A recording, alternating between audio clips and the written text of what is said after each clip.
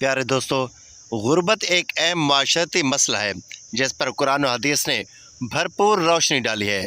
ناظرین، آئیے گھر میں غربت آنے کے اسباب پر قرآن و حدیث کی روشنی میں جاننے کی کوشش کرتے ہیں کہ رسول اللہ صلی اللہ علیہ وآلہ وسلم نے غربت آنے کی کون سی وجہ بیان کی، تاکہ غربت کے ان اسباب سے بچ کر ہم اپنی زندگی کو آسان بنا سکیں۔ اسلام ایک ایسا مکمل ضابطہ حیات ہے جو نہ صرف روحانی اور اخلاقی مسائل کی رہنمائی کرتا ہے بلکہ معاشرتی، معاشی اور خاندانی نظام کو بھی متوازن اور مستحکم بنانے کے اصول فراہم کرتا ہے۔ اسلام نے جہاں دولت کو اللہ کی نعمت قرار دیا، وہیں پر فقر و فاقہ اور غربت کے اسباب و علاج پر بھی تفصیلی روشنی ڈالی ہے۔ قرآن مجید اور احادیث نبوی صلی اللہ علیہ وآلہ وسلم میں غربت کے کئی اسباب بیان کیے گئے ہیں جن پر غور و فکر کرنا ہر مسلمان کے لیے ضروری ہے، تاکہ ان اسباب سے بچ کر رزق حلال کی راہوں پر گامزن رہا جا سکے۔ پیارے دوستو، نبی کریم صلی اللہ علیہ وآلہ وسلم نے فرمایا کہ 40 کام ایسے ہیں جو گھر میں غربت لاتے ہیں۔ ان 40 کاموں سے پرہیز کریں تاکہ گھر میں غربت کا خاتمہ ہو۔ وہ 40 کام یہ ہیں۔ نمبر 1، نہانے والی جگہ پر پیشاب کرنے سے گھر میں غربت آتی ہے۔ نمبر 2، ٹوٹی ہوئی کنگھی بالوں میں کرنے سے گھر میں غربت آتی ہے۔ نمبر 3، ٹوٹا ہوا سامان استعمال کرنا، مثلا کچھ ٹوٹا ہوا شیشے کا گلاس استعمال کرنا یا ٹوٹا ہوا کوئی بھی برتن استعمال کرنے سے بھی گھر میں غربت آتی ہے۔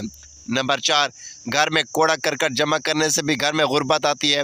نمبر 5، رشتہ داروں سے بدسلوکی کرنا یا رشتہ داروں سے قطع تعلقی کرنے سے بھی گھر میں غربت آتی ہے۔ نمبر 6، بائیں پاؤں سے پنجامہ پہننے سے بھی گھر میں غربت آتی ہے۔ نمبر 7، مغرب اور عشاء کے درمیان سونا بھی گھر میں غربت لاتا ہے۔ نمبر 8، مہمان آنے پر ناراض ہونا یا مہمان آنے پر غصہ کرنے والے شخص کے گھر میں بھی غربت آتی ہے۔ نمبر 9، آمدنی سے زیادہ خرچ کرنا، جو لوگ اپنی آمدنی سے زیادہ خرچ کرتے ہیں، فضول خرچی کرتے ہیں، تو اس گھر میں بھی غربت آتی ہے۔ نمبر 10، دانت سے روٹی کاٹ کر کھانا، مثلا منہ میں بڑا نوالا لینا اور دانتوں سے کاٹ کر دوبارہ پھر اس کو کھانا، مثلا دانتوں سے روٹی کاٹ کر کھانے سے بھی گھر میں غربت آتی ہے۔ نمبر 11، 40 دن سے زیادہ زیر ناف بال نہ کاٹنے سے بھی گھر میں غربت آتی ہے۔ نمبر 12، دانت سے ناخن کاٹنے سے بھی گھر میں غربت آتی ہے۔ نمبر 13، کھڑے ہو کر پنجامہ پہننے سے بھی گھر میں غربت آتی ہے۔ نمبر 14، عورتوں کا کھڑے بال باندھنا بھی گھر میں غربت کا باعث بنتا ہے۔ نمبر 15، پھٹے ہوئے کپڑے جسم پر سینا، یعنی اگر کسی کے کپڑے پھٹے ہوئے ہیں اور وہ پہن کر جسم کے اوپر اسے سیتا ہے تو وہ گھر میں غربت لاتا ہے۔ نمبر 16، صبح سورج طلوع ہونے تک سوئے رہنا، جو لوگ سورج نکلنے تک سوئے رہتے ہیں اس گھر میں غربت گھر کر لیتی ہے۔ نمبر 17، درخت کے نیچے پیشاب کرنا، کسی بھی سایہ دار درخت کے نیچے پیشاب کرنے سے بھی حضور صلی اللہ علیہ وآلہ وسلم نے منع فرمایا۔ جو لوگ درخت کے نیچے پیشاب کرتے ہیں تو وہ ان کی غربت کا باعث بنتے ہیں۔ نمبر 18، بیت الخلاء میں باتیں کرنا، کچھ لوگوں کی عادت ہوتی ہے کہ وہ واش روم جاتے ہیں تو فون کسی کا بھی آ جائے تو سنتے رہتے ہیں، جو کہ غربت کا باعث بنتا ہے۔ نمبر 19، الٹا سونا، جو لوگ الٹے سوتے ہیں یعنی سوتے وقت الٹا ہو کر سوتے ہیں تو وہ گھر میں غربت کا باعث بنتا ہے۔ اس طرح سونا گھر میں غربت لاتا ہے۔ نمبر 20، قبرستان میں ہنسنا، جو لوگ قبرستان میں فاتح خوانی کے لیے جاتے ہیں اور وہاں پر کسی کی کال آ جائے تو کہے لگا کر ہنستے ہیں تو ان کا قبرستان میں اس طرح ہنسنا گھر میں غربت لاتا ہے۔ نمبر 21، پینے کا پانی رات میں کھلا رکھنا، جو لوگ پانی رات کو اپنے پاس بھر کر رکھتے ہیں اگر اس کو ننگا چھوڑ دیتے ہیں تو اس طرح یہ پانی کا کھلا چھوڑنا بھی غربت کا باعث بنتا ہے۔ نمبر 22، رات میں سوالی کو کچھ نہ دینا، جو لوگ رات کو بھیک مانگنے کے لیے آتے ہیں، کوئی بھی سوالی آپ کے پاس آتا ہے اور اگر آپ اس کو دھتکار دیتے ہیں اور کچھ نہیں دیتے تو رات کو سوالی کو خالی بھیجنا بھی گھر میں غربت لاتا ہے۔ نمبر 23، برے خیالات سوچنا، جن لوگوں کے دل و دماغ میں ہر وقت برے خیال رہتے ہیں، لوگوں کے بارے میں برا سوچتے ہیں، ان کی منفی سوچ ہوتی ہے تو ان کی منفی سوچ اسے غربت کی طرف دھکیلتی ہے۔ نمبر 24، بغیر وضو کے قرآن پاک پڑھنا، کچھ لوگوں کی عادت ہوتی ہے کہ وہ بغیر وضو قرآن مجید پڑھنا شروع کر دیتے ہیں۔ جو لوگ بغیر وضو قرآن مجید پڑھتے ہیں تو وہ غربت کا باعث بنتا ہے۔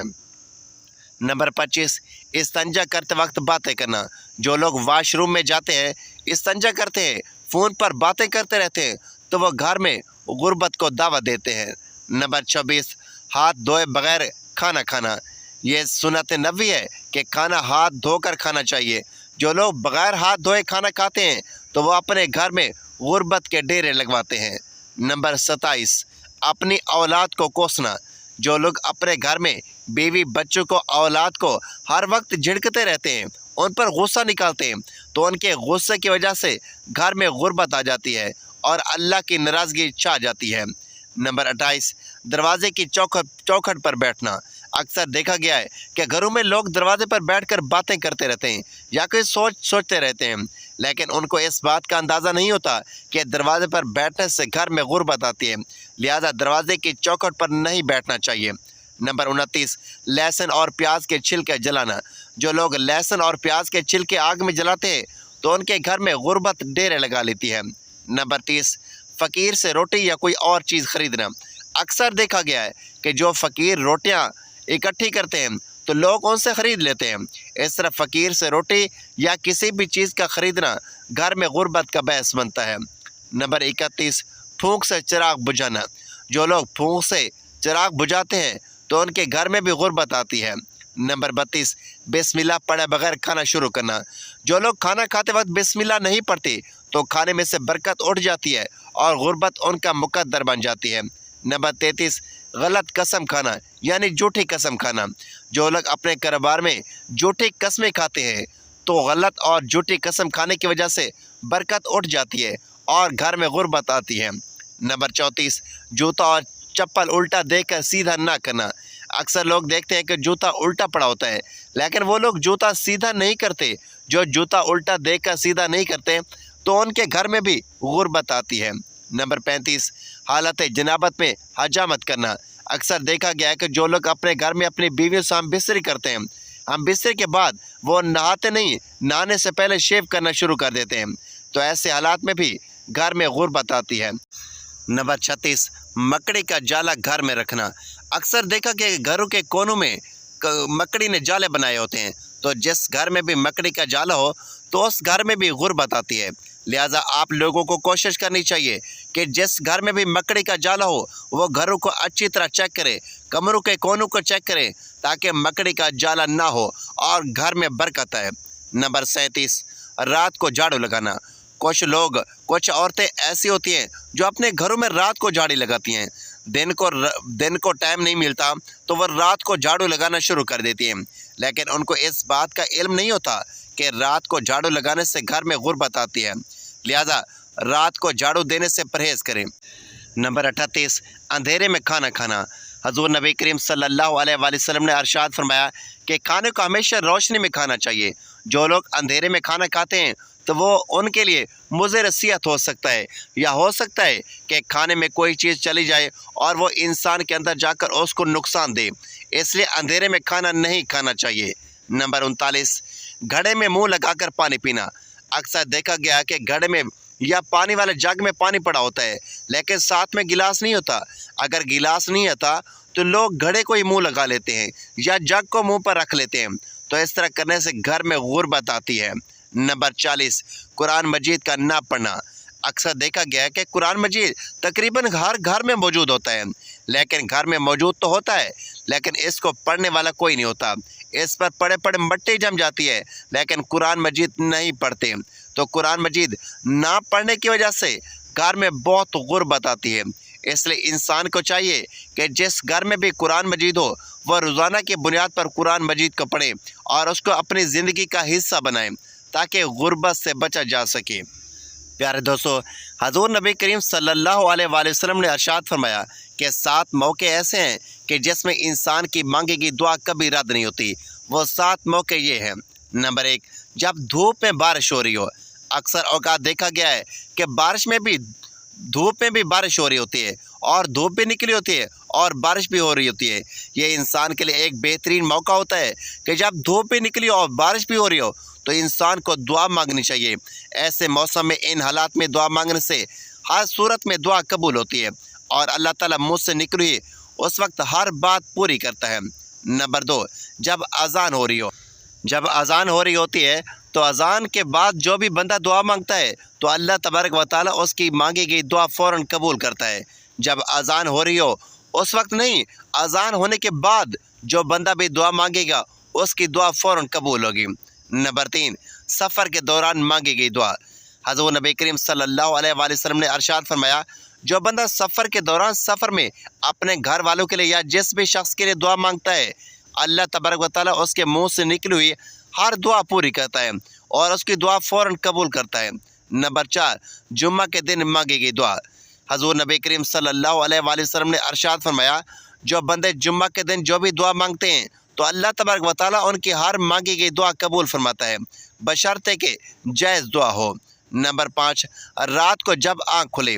جب ہم رات کو سو جاتے ہیں تو رات کے کسی بھی حصے میں ہماری آنکھ کھل جاتی ہے، لیکن کچھ لوگوں کو پتہ نہیں ہوتا کہ اگر اس حصے میں جب رات کو آنکھ کھلتی ہے، اگر کوئی انسان اس وقت دعا مانگے تو اللہ تبارک و تعالیٰ اس کے منہ سے نکلی ہوئی ہر دعا قبول فرماتا ہے، اور اس وقت انسان کو چاہیے کہ وہ اٹھ کر تہجد کا ٹائم ہے تو تہجد ضرور پڑھے اور اللہ تعالیٰ کے ہاں گڑ گڑا کر دعا مانگے اور اللہ تعالیٰ ان کی دعا فوراً قبول فرمائے گا۔ نمبر 6، فرض نمازوں کے بعد مانگی گئی دعا۔ حضور نبی کریم صلی اللہ علیہ وآلہ وسلم نے ارشاد فرمایا کہ جو انسان فرض نمازوں کے بعد دعا مانگتا ہے تو اللہ تعالیٰ فرض نمازوں کے بعد مانگی گئی دعا کو قبول کرتا ہے۔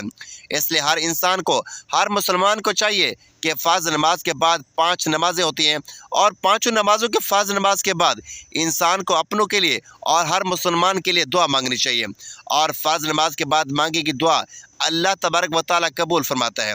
نمبر 7، مصیبت کے وقت کی دعا۔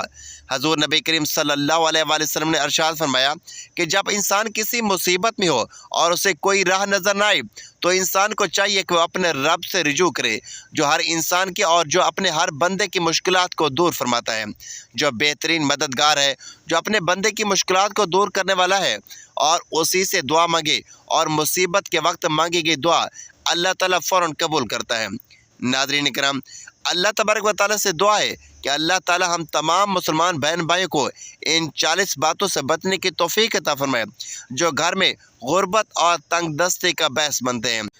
ان 40 باتوں سے بچنا چاہیے اور ہمیں ان 7 دعاؤں کے متعلق جو ہم نے آپ کو بتائی ہیں، آپ کو، ہم سب کو ان موقعوں پر ہمیں دعا مانگنی چاہیے۔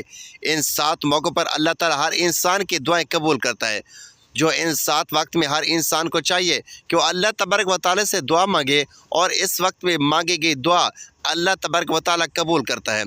ناظرین، ویڈیو اچھی لگے تو ویڈیو کو لائک، شیئر اور چینل کو سبسکرائب ضرور کیجیے اور کمنٹ باکس میں اپنی رائے کا اظہار ضرور کریں۔